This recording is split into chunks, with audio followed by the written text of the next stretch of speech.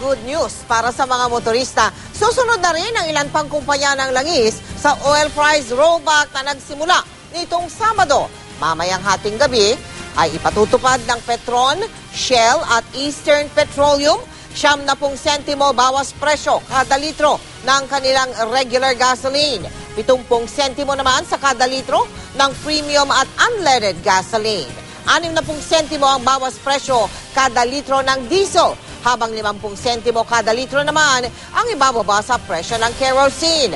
Magro-rollback din ang kumpanyang Total alas 6 bukas ng umaga. Bunso daw ito ng paggalaw ng presyo ng langis sa pandaigdigang merkado. Samantala, hindi kontento ang ilang stakeholders sa takbo ng imbestigasyon tungkol sa di umano'y overpricing sa produktong petrolyo. Tumanggi ang Independent Review Committee na idetalye ang ginagawang pag-aaral sa komputasyon. Hintayin na lang daw muna ang final na report na ilalabas nila sa darating na Hulyo.